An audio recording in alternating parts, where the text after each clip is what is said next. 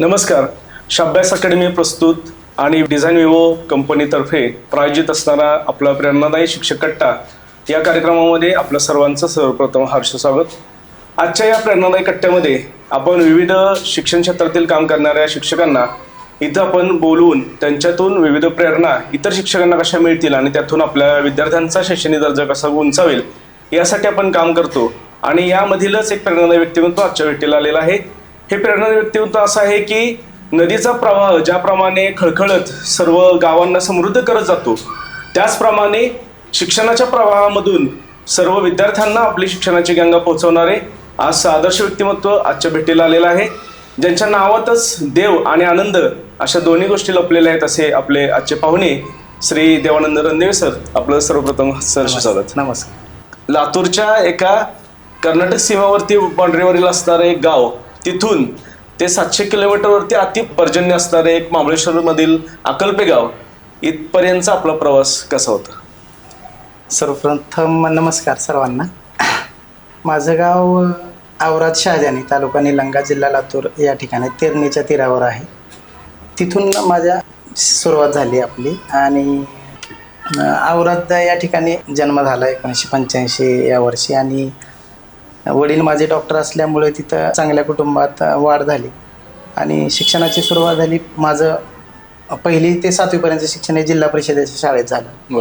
तिथून पुढे मग 8वी ते 10वी महाराष्ट्र विद्यालय औराद शहाजानी या ठिकाणी झालं. आणि 10वीला थोडेसे कमी मार्क्स पडल्यामुळे थोडंसं वडिलांचं असेल किंवा माझ्या मनामध्ये पण न्यूनगंड निर्माण झाला की आपण एका चांगल्या घरातून असून सुद्धा मार्क्स कमी पडले 10वीला, आणि त्यामुळं थोडंसं बॅकफुटवर आलो. आणि थोडंसं वाटलं की आपण काहीतरी वेगळं केलं पाहिजे, आपण पण अभ्यास केला पाहिजे. आणि 11वी 12वीला मास्टर दीनानाथ मंगेशकर महाविद्यालय औराद शहाजानी, जे की लता मंगेशकरांचं गाव आहे असं संबोधलं जातं. लता मंगेशकरांचा बराचसा काळ त्या गावामध्ये औराद शहाजानी इथे गेला. त्यांच्या वडिलांच्याच नावाने हे कॉलेज आहे. त्या कॉलेजमध्ये माझं शिक्षण झालं. 11वी 12वी खूप अभ्यास केला. कॉलेजमध्ये पहिला आलो आणि मग तिथून पुढं डीएडचा प्रवास. बरोबर की जे आपण इयत्ता 1ली ते 10वी गावात शिकला, परंतु शिकत असताना आपला जो अपमान झालाय की आपल्याला कमी मार्क मिळाले पण आपले वडील डॉक्टर आहेत, आणि जी खंत होती ती खंत तुम्ही अपमानाची एका वेगळ्या स्पार्कनं भरून काढली. 11वी 12वीला आपण कॉलेजमध्ये पहिला आलात आणि त्यामध्ये आपण इंग्रजीमध्ये काहीतरी चांगले गुण मिळवले की ज्या माध्यमातून आपण शिक्षक म्हणण्याचा आपला प्रवास कसा झाला हे आपल्या प्रेक्षकांना सांगा. हा, तर काय झालं, 10वीमध्ये इंग्रजी विषयामध्ये अतिशय म्हणजे मी बाउंड्रीवर पास आहे. आणि असं झाल्यानंतर मग थोडंसं अपमानास्पद वाटायला लागलं. मग इंग्रजी या विषयावर खूप काम केलं आणि मला एक चांगले शिक्षक मिळाले. मी त्या बाबतीत नशीबवान आहे, मला शिक्षक खूप छान मिळाले प्रत्येक प्लॅटफॉर्मवरती. तिथं एक इसाक शेख सर नावाचे एक सर होते. त्यांनी अतिशय प्रेरणादायी, त्यांचं जे टीचिंग होतं ना, इंग्रजी सारखा अवघड विषय अतिशय सहज शिकवायचे ते, म्हणजे अतिशय सोप्या पद्धतीनं. तिथंच मला असं वाटलं की आपण ही एक शेख सरासारखा शिक्षक व्हावं आणि अवघड विषय सोप्या पद्धतीनं मुलांना शिकवावं, असं एक तिथं वाटलं मला. तिथून तुम्ही डीएडला प्रवेश कुठे घेतला? डीएडला मग मी पैठण, जे संतांची भूमी म्हणून प्रसिद्ध आहे, संत ज्ञानेश्वर असतील, संत एकनाथ असतील, त्या संतांच्या भूमीत मला शिकण्याची संधी मिळाली. आणि तिथंही योगायोगानं गोदावरी नदी आहे, म्हणजे नदीचा जो प्रवास आहे तो तुमच्या काय शिक्षण प्रवासात शिक्षण प्रवासात आणि काम करत असताना सुद्धा सतत राहिला. तिथं डीएड झालं आणि डीएड होऊन मग पुढचा प्रवास मग साताऱ्यामध्ये संधी मिळाली नोकरीची. आणि अतिशय दुर्गम समजलं जाणारं जे कांदाटी खोरा आहे, जिथं वासोटा किल्ला समोर आहे, प्रचंड भरपूर प्रमाणात पाणी, अशा ठिकाणी अकल्पे या ठिकाणी माझी नेमणूक झाली. आणि तिथून मग शिक्षण प्रवाहात येण्याची मला संधी सातारा जिल्हा परिषदेनं सर्वप्रथम दिली. त्याबद्दल मी खूप ऋणी आहे सातारा जिल्ह्याचा. तर मला असं प्रश्न विचारायचा तुम्हाला की जेव्हा तुम्ही एका नदीच्या काठावर, तेरणा नदीच्या काठावरती असणाऱ्या एका गावात आपला जन्म झाला, तिथं असणारं वातावरण जे आपण म्हणतो की मराठवाडा हा दुष्काळी तालुका आहे, दुष्काळी जिल्हा आहे, आणि अशा ठिकाणाहून थेट खूप प्रचंड पाऊस पडणारा असं जे ठिकाण आहे अकल्पे, अशा ठिकाणी आल्यानंतर तुम्हाला भीती नाही वाटली?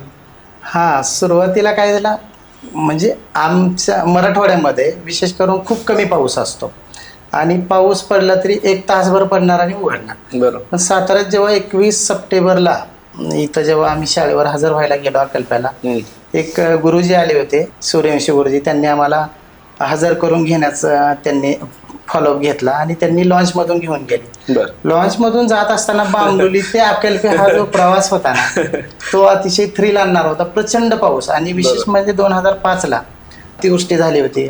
सांगली, सातारा बऱ्यापैकी शहर पाण्याखाली होते तो काळ.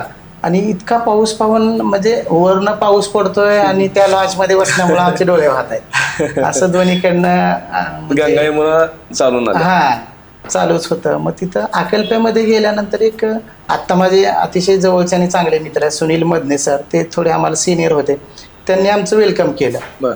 मराठवाड्यातून गेलेला म्हणजे जो मुलगा, अतिशय पाऊस बघितला, घरं बुटकी, कोकणासारखी घरं, कोकणाचं महाद्वार आहे ते कांदाटी खोरं, म्हणजे अतिशय प्रेमळ लोक त्या भागामध्ये असतात. मी नशीबवान आहे की मला तिथं काम करण्याची संधी मिळाली. आणि सुनील मदने सरांनी पहिल्यांदा तिथं गेल्या गेल्या आलिंगन दिलं. तिथं एक बरं वाटलं की एक आपला शिक्षक बांधव आहे आणि त्यांनी आलिंगन दिला आणि आधार दिला आम्हाला आणि तिथं राहण्यास प्रेरणा दिली आणि तिथं शिक्षणाचा सुरुवात झाली. शाळेचा पहिला दिवस जरा आवर्जून सांगावं असं वाटतं अकल्प्यामध्ये. शाळेत पहिल्यांदा 10 वाजता सकाळी आम्ही पोहोचलो 22 सप्टेंबरला. तेव्हा तिथं प्रांगणात मुलं खेळत होती आणि पावसाचे दिवस असल्यामुळं साप तिकडं नॉर्मल गोष्ट आहे. साप असं ग्राउंडवर आला होता. एका विद्यार्थ्यांनी, 6वी शिकणारा विद्यार्थी होता, त्यांनी पायाने म्हणजे चेंगरून तो साप मारला. अतिशय धाडशी मुलं बघितली, पहिल्यांदा बघितली. सापाला आल्यानंतर तुम्हाला असं वाटलं नाही की आपण वेगळ्याच ठिकाणी येऊन पडलो? हो, असं वाटलं की बापरे काय म्हणजे विद्यार्थी एवढी धाडशी कसं काय. पण त्या डोंगरातली माणसं असतील किंवा विद्यार्थी असतील अतिशय काटक आणि तेवढीच ती प्रेमळ आहेत. फणसासारखी माणसं, फणसासारखी गोड असणारी माणसं आपल्या आयुष्यात आली आणि आपली शिक्षणाची जी सुरुवात झाली, शिक्षण सेवेची, या अकल्पे गावामधूनच सुरुवात झाली. हे होत असताना आपल्याला तिथं आलेल्या अडचणी आणि आपण त्यावरती काय मात केली? अडचणी असं काय नव्हत्या, कारण तिथं माणसं इतकी प्रेमळ होती ना, म्हणजे काही करायला आपण निघालो की ते सपोर्ट करायचे, इतकी चांगली माणसं. आणि शिक्षणासाठी काही जर आपण करायला सुरुवात केली तर माणसं तयार होतात, काहीतरी नाविन्यपूर्ण. थोडं भाषेचा जरा प्रभाव वेगळा वाटत होता. म्हणजे साताऱ्याची भाषा, त्यातल्या तर त्या कांदाटी खोऱ्यातली भाषा थोडीशी वेगळी आहे आणि आमची मराठवाड्यातली भाषा. विद्यार्थी कम्युनिकेशन थोडंसं अडचणी येत होत्या, परंतु थोडं माझं शिक्षण बाहेर अगदी पैठण वगैरे इकडं झाल्यामुळे थोडं भाषेचा प्रभाव होता. मग ते जमून गेलं आणि त्या ठिकाणी मला एक आवर्जून सांगावं वाटतं अकल्प्यामध्ये की रेश्मा शिंदे नावाची एक विद्यार्थिनी, इयत्ता 7वीत शिकत असताना ती विद्यार्थी शिष्यवृत्ती धारक, म्हणजे त्या अकल्प्याच्या इतिहासातली पहिली घटना आहे ती, शिष्यवृत्ती धारक झाली. ते एक अभिमानास्पद सांगावं वाटतं. आणि त्यावेळेस त्या शाळेचा मुख्याध्यापक मीच होतो. 82 पट आणि 2च शिक्षक आम्ही त्या काळात होतो. आणि त्या ठिकाणी जाण्यासाठी लॉन्चची सुविधा. आणि अशा वेळेला तुम्ही त्या शिष्यवृत्ती धारक विद्यार्थी तिथे घडवला, ही एक अभिमानाची. ती आता मुलगी सध्या काय करते? सध्या ते मुलीचं D.Ed झालेलं एका प्रायव्हेट शाळेवरती ती एक शिक्षिका म्हणून काम करते. म्हणजे आपण जे तिथं एक बीज रोवलं, त्या बीजाचा आता वृक्ष व्हायला सुरुवात झाली. तर ही सुरुवात करत असताना आपल्याला अनेकांनी सपोर्ट केला, प्रेरणा दिली आणि आपण नाविन्यपूर्ण उपक्रम राबवत राहिलात. त्यानंतर तिथं तुम्हाला आणखी शाळा इमारतीसाठी काय अडचणी आल्या होत्या? तिथं एक इमारत मंजूर झाली शाळा बांधण्यासाठी, पण ती होती अगोदर स्लॅबची इमारत होती. पण RCC इमारत करणं त्या ठिकाणी अशक्यप्राय गोष्ट होती. मग प्रशासनाशी संपर्क साधून ती प्रशासनाने केली की 2 व्हीलर स्ट्रक्चरमध्ये ती शाळा इमारत बांधण्याचं ठरलं आणि 2 व्हीलर स्ट्रक्चर दिलं. परंतु मग तिथून ते मटेरियल आणणे, लॉन्च मधून शाळेपर्यंतचा जो रस्ता होता तो रस्ता नव्हताच तिथं. आता सध्या रस्ता आहे, परंतु त्या काळात रस्ता नव्हता. मग लॉन्चमधनं ती वाळू आणायची, सगळं स्ट्रक्चर म्हणजे ते वस्तू आणायच्या, मटेरियल आणायचं आणि बांधकाम करायचं. तर असं एक चांगले कॉन्ट्रॅक्टर मिळाले आणि त्यांच्या माध्यमातून शाळेला सुरुवात झाली आणि ती इमारत आज चांगली पूर्णत्वास आलेली आहे. ज्या ठिकाणी म्हणजे माणसांना जायला रस्ता नव्हता या ठिकाणी इमारत तिथं झाली. ते एक अभिमानास्पद गोष्ट आहे. बरोबर, छान एक. तर आपण अडचणींवर मात केली ना की आपण अडचणींचा भाव केला आणि हे एक सक्सेस स्टोरी आपली आहे अकल्पेची. तिथून आपली सुरुवात हे खांबील चोरगे या ठिकाणी तुमची बदली झाली. तर अकल्पे ते खांबील चोरगे हा जो प्रवास आहे आणि खांबील चोरगेतलं आपलं काम, या संदर्भात आम्हाला एक मार्गदर्शन. अकल्प्यातनं 30 जून 2012ला माझी विनंती बदली झाली खांबील चोरगे या ठिकाणी. खांबील चोरगे या ठिकाणी परिस्थिती अशी होती की त्या शाळेचा पट होता फक्त 7, म्हणजे एक अंकी पट होता. आणि आमचे अजून एक माझ्याबरोबर सुनील मोदे सर म्हणून एक सहकारी होते. आमची दोघांची बदली तिथं नवीन झाली. त्याच्या अगोदर तिथं म्हणजे त्या गावातली मुलं दुसऱ्या शाळेत जायची, म्हणजे त्या ठिकाणी तळदेव म्हणून एक गाव आहे किंवा आजूबाजूच्या शेजारच्या शाळांमध्ये विद्यार्थी जायचे. म्हणून काय केलं आम्ही, पहिल्यांदा पालकांच्या भेटी वगैरे घेतल्या, त्यांना विश्वास दाखवला की तुम्ही आपल्या शाळेत विद्यार्थी घेऊन या, आपण वेगळं काम करण्याचा प्रयत्न करूया. आणि असं करत करत मग गुणवत्ता वाढीसाठी असेल किंवा वेगवेगळे उपक्रम तिथं राबवले आणि विद्यार्थ्यांना चांगलं मार्गदर्शन केल्यामुळं पालकांचा विश्वास पटला आणि तो पट 7 वरनं 30 वर गेला. आणि पालकांचं इतकं म्हणजे त्याच्यामध्ये योगदान मिळालं, ते एक सुरुवात झाली. मग तिथं असं उठावदार काय काम करता आपल्याला? त्या ठिकाणी उठावदार म्हणलं तर दरवर्षी यात्रेला गॅदरिंग आम्ही ठेवायचो. म्हणजे त्या भागामध्ये वेगवेगळे ऑर्केस्ट्राज वगैरे यात्रांमध्ये लोक बोलवायची. परंतु आम्ही जेव्हा गॅदरिंग सुरू केली ना, तेव्हा ते ऑर्केस्ट्राज वगैरे जे कार्यक्रम आहेत ते लोकांनी रद्द केले. फक्त शाळेचाच कार्यक्रम आपण घेऊया. आणि त्याच्यामधनं सलग 3 वर्ष 50,000 ते 60,000 रुपये दर वर्षाला असं लोकवर्गणी झाली आणि ते शाळेला आम्हाला वापरता आले. आणि विशेष सांगायचं म्हणजे तापोळा भागामध्ये अतिशय दुर्गम भाग आहे तो, त्या भागामध्ये पहिली ISO शाळा करण्याचं कार्य हे आम्हाला मिळालं त्या शाळेमध्ये. एक चांगलं काम आम्हाला करता आलं. आणि तो एक पालकांचा काहीतरी किस्सा की त्यांनी आपल्या शाळेला एक 10 लाखाची इमारत बांधून दिली. तर ते काय नक्की आहे, ते कसं आपल्याला जमलं? हे कामाचं जे स्वरूप चालूच होतं ते मोठ्या प्रमाणात सुरू झाल्यामुळं लोकांना विश्वास वाटला.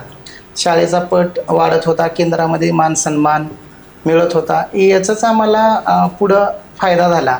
आणि एकाच पालकांनी, कदम म्हणून पालक आहे, त्यांची कंपनी आहे खेड रत्नागिरी या ठिकाणी, त्यांनी स्वतः म्हणले की गुरुजी मी संपूर्ण शाळा दुसरी बांधून द्यायला तयार आहे, आम्हाला जागा उपलब्ध करून द्या. मग ग्रामस्थांच्या मदतीनं, तिथल्या सरपंचांच्या, शाळा स्थापन समितीच्या अध्यक्षाच्या मदतीनं आपण ती जागा मिळवली. आणि त्या ठिकाणी 10 लाखाची अतिशय सुंदर इमारत, जसं की गावामध्ये एवढी सुंदर घरं नाहीत, परंतु शाळा एवढी सुंदर तिथं आम्हाला बांधता आली.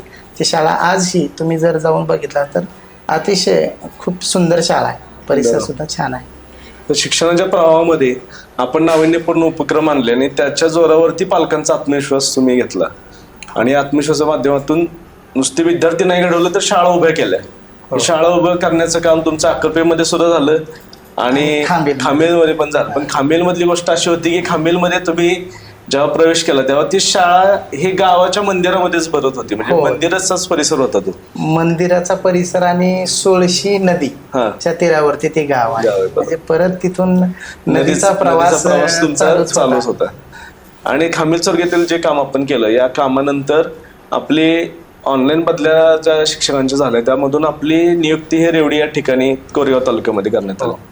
आणि रेवडी हे गाव सुद्धा वसना नदीच्या काठावरच बसलं. म्हणजे तुमचं तेरणा ते वसना हा प्रवास नदीच्या काठावरच सुरू झाला. आणि वसना नदीच्या काठावर असणार जे मल्हार हे देवस्थान आहे खंडोबाचं, या खंडोबाच्या देवस्थानामध्येच भरणारी ही शाळा रेवडीची आहे. आणि या शाळेमध्ये जेव्हा आपण प्रवेश केला त्यावेळेला काय मनात भावना होत्या? मी खांबील चोरगेवरनं बदली झाल्यानंतर रेवडी या ठिकाणी निघालो. तिथं गेल्यानंतर थोडंसं मंदिरातून प्रवेश बघितला, थोडा अचंबा वाटला की बाबा आपण मंदिरातून कसं जायचं. थोडंसं विचारल्यानंतर लोक म्हणायला लागली की तिथं शाळा आहे. मग तिथं प्रवेश झाला. गेल्यानंतर शाळेचा परिसर अतिशय सुंदर, म्हणजे तुम्ही रेवडी शाळा बघितली तर तुम्हाला नक्कीच सर्वांना आवडेल. अतिशय सुंदर परिसर, मंदिर, त्या ववऱ्या असतील तिथल्या खंडोबा मंदिराच्या, दीपमाळ असेल किंवा तिथं एका दगडात बांधलेला जो हत्ती आहे तो अतिशय 200 वर्षापूर्वीचं ते मंदिर आहे. अशी ती शाळा. तिथं प्रवेश केल्यानंतर आम्ही 4 शिक्षकांचा स्टाफ त्या ठिकाणी, अतिशय छानपैकी स्वागत झालं. नवीन शिक्षक आले. थोडंसं सुरुवातीला थोडीशी अनास्था होती की काही जे विद्यार्थी आहेत त्या रेवडी गावातले, ते सातारा या शहराच्या ठिकाणी असेल किंवा आजूबाजूच्या ज्या शाळा आहेत, इंग्रजी माध्यमांच्या शाळा आहेत, या शाळांमध्ये तिथले विद्यार्थी जायचे. मग थोडंसं तिथं सुद्धा सुरुवातीचा काळ संघर्षाचा होता. तिथं सुद्धा आपण काय केलं, पालकांच्या प्रत्यक्ष भेटी घेतल्या, त्यांना खूप विनंती केल्या की आपण थोडंसं विश्वास ठेवूया, एक संधी तरी द्या. म्हणजे काही पालकांना आम्ही असं म्हणलो की एक संधी देऊन बघा, नाही वाटलं तर लगेच 6 महिन्यात दाखले काढून घेऊन जावा. बरोबर. असा विश्वास दिल्यानंतर पालकांनी विश्वास ठेवला आणि सुरुवात झाली कामाला. सुरुवातीचे 2 वर्ष अकॅडमिकचं काय विशेष जमलं नाही, म्हणजे करता आलं नाही. परंतु पुन्हा एकदा सुरुवात झाली आणि ज्या स्पर्धा परीक्षा असतील, वेगवेगळे उपक्रम असतील, हे राबवल्यानंतर पालकांचा विश्वासही वाढला. आणि आत्ता परिस्थिती अशी आहे की एकही विद्यार्थी रेवडीतला बाहेर शिकायला जात नाही, ते सगळं बंद झालेलं आहे. सुरुवातीचा पट किती होता आणि आत्ता काय पट आहे शाळेचा? सुरुवातीचा पट मी गेलो तेव्हा अगदी 48 ते 50च्या दरम्यान होता. आता 60च्या दरम्यान आहे. पट जरी इन्क्रीज होत नसला तिथला, पण तो स्थिर आहे. जो बाहेर जाणारा पट होता ते थांबवण्यात आम्हाला यश मिळालेलं आहे. मग यासाठी आपल्याला आपण काय नक्की जादू केली की हा पट थांबला? पूर्ण घेतले आम्ही. म्हणजे त्याच्यातला जो पहिला उपक्रम असेल ते नैसर्गिक रंग तयार करून आम्ही होळी साजरी केली. म्हणजे सगळे सण साजरे केले जातात शाळेमध्ये, दांडिया वगैरे असेल तर नैसर्गिक रंग काय केलं, 1 महिना अगोदर जवळजवळ फुलं मुलांना आणायला सांगितले. ते शाळेचा पत्रा आहे, त्या पत्र्यावरती सुकायला टाकली.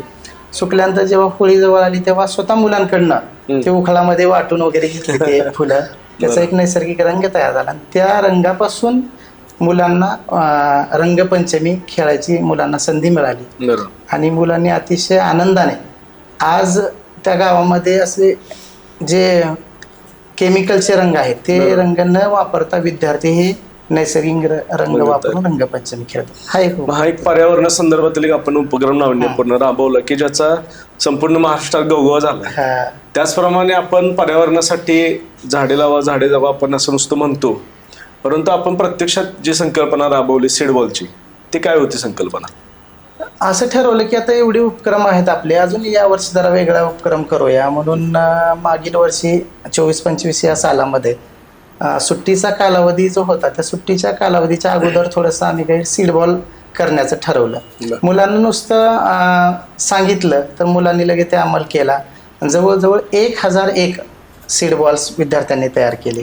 ते तयारच नाही केले तर ते एक सोळशीचा डोंगर म्हणून आहे रेवडीच्या शेजारी तांबी फाट्यावरती, त्या ठिकाणी जाऊन आम्ही ते सीड बॉल हे केले, म्हणजे तिथं लावले. आणि त्या ठिकाणी पुन्हा काही दिवसानंतर 1-1.5 महिन्यानंतर आम्ही तिथं जाऊन बघितली खरोखर ती झाडं जगलीत का काय झाले त्याचा फॉलोअप सुद्धा घेतला. बरोबर.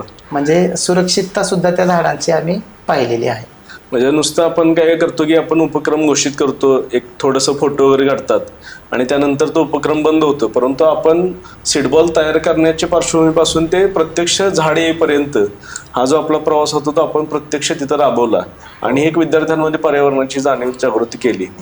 हे एक म्हणजे आपण म्हणतात की शिक्षक हा राष्ट्रनिर्माता आहे, तसं राष्ट्रनिर्माता विद्यार्थी घडवण्याचं काम जे तुम्ही आता करत आहात यामध्ये आपण पर्यावरणाचे विविध उपक्रम राबवले आणि शैक्षणिक गुणवत्तेचे उपक्रम राबवले.